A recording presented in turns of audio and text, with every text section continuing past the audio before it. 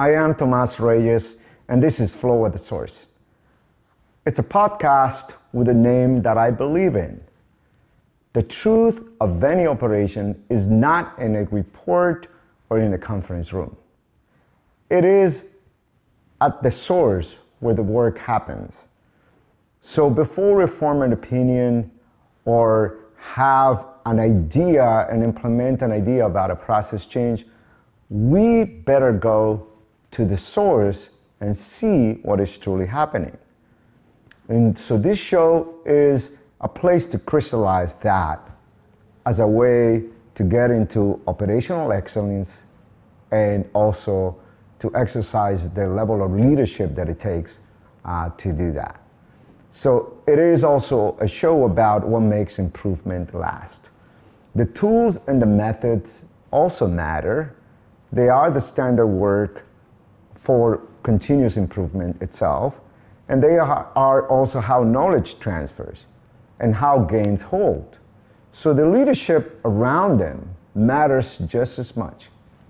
The humility to learn, the trust to collaborate, the discipline to sustain, and above all, the respect for the people that do the work. They know it better than any report and any individual document can say. So neither one of them by itself is enough. The question of how improvement sustain, it's also another question that I keep hearing from leaders and lean practitioners. And quite honestly, it's one that I come back to all the time.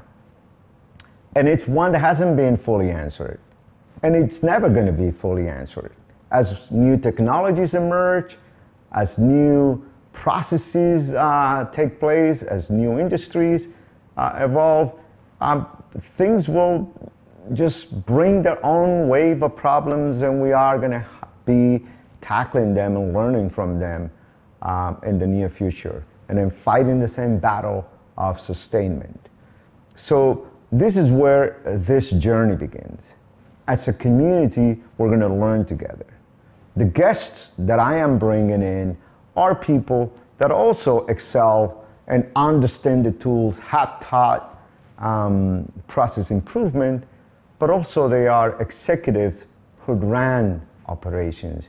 They had to live with the consequences of the actions of their organizations. They had to live in difficult environments, and they have to perform through cycles in the economy.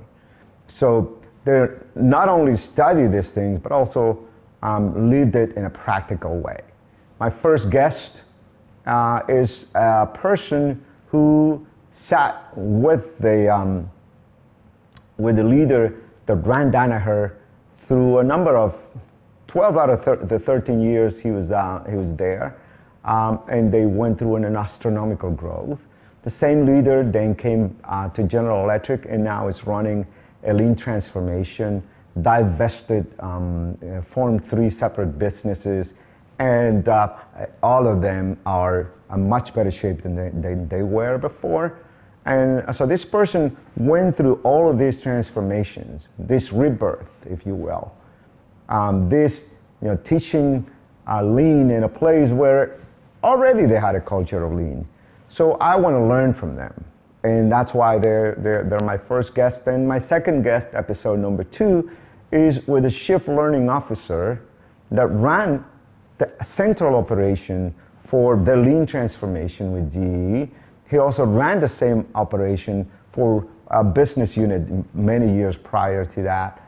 And so as a chief learning officer, this person had to design the programs and deliver within his organization the programs that taught their executives and also the rising leaders on how to lead, how to organize, learning the culture of the company, creating a culture for the company. So this person has had a lot of experience in many cycles for the company. So with 40 years experience in the company, I wanted to learn from them. And this is a people that I've worked with as well. My third guest ran the sourcing and procurement organization for the first fifth largest financial institution in the world at the time. And it wasn't a bank. This financial institution was a commercial finance bank. And they, when the financial crisis hit, it became a systemically important financial institution as designated by the Fed, and had to design and reinvent itself as a regulated entity by the Federal Reserve. The institution had other regulators prior to it, but again, this evolution of going through that, being a regulated entity, and then divesting itself is something that, you know, this person had to experience, and at the same time had to lead the organization and carry forward with discipline and leadership. So again, those are just a brief example of my top 3 episodes, and I'm going to be bringing on more newer guests, and we're going to focus heavily on leadership, but it's not going to be exclusively on leadership. Over time, we'll get practical. We're going to look at tools and methodologies, and we're going to show through real case studies how these tools and methodologies are deployed and what is the impact that they can have. So I hope you can join this community. I will be joining the community of those lean practitioners that also have similar messages. I've joined many of them. I joined other organizations and project management because I see some adjacencies in what we can do in one area that translates into leading projects as well. So I personally come from a Lean Six Sigma background. So I'm a black belt, and I obtained my certification leading and teaching. So this is something that is close to my DNA, if you will. And so we're gonna have multiple channels. I have a Substack with the same name, Flow with the Source, and where I am able to share a little bit more and write articles that are longer and share tools from time to time. So this is a community, a learning community. I hope you can be a part of it. I hope you can subscribe, and I hope you can help this community have more impact with your questions, comments, corrections. Again, this is a place to learn, and I'm more than excited to be a part of it.